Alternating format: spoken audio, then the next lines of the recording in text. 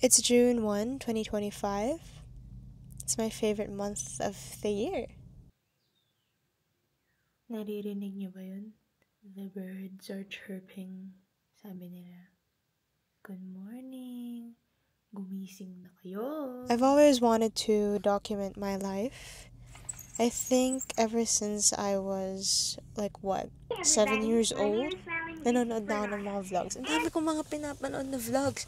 Pinapanood ko sina Ryan Higa, Bethany Mora. Nanonood din ako ng mga family vlogs, Shaytards. Kilala niyo ba ang Shaytards? Lahat, iba-iba. Iba-iba talaga yung mga genre. Iba-iba yung mga klaseng YouTuber na pinapanood ko. Ever since I was a mahilig talaga ako sa YouTube. Mahilig talaga ako manood ng YouTube videos. Not just because I'm entertained by them, but also because I love getting to document your life. Recently, when I started recording again, when I started taking more videos of what's happening in my life, tas binabalikan ko siya, sabi ko, ganito pala talaga yung deeper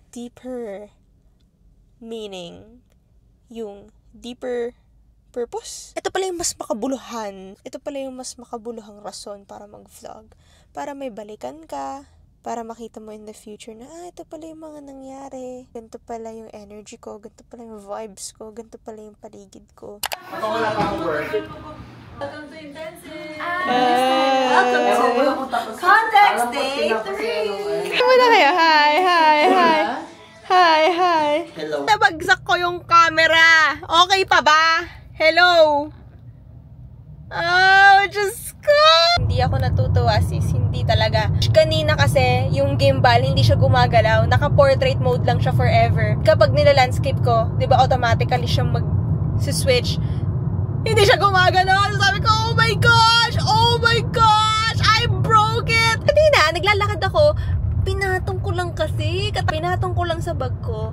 Tapos, nung naglalakad ako, medyo nagalaw ako. Tapos, bumagsak! Pero buti na lang wala siyang gasgas. I mean, it's fine.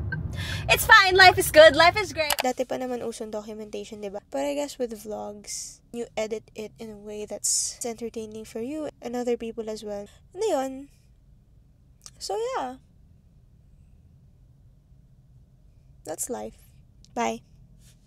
See you.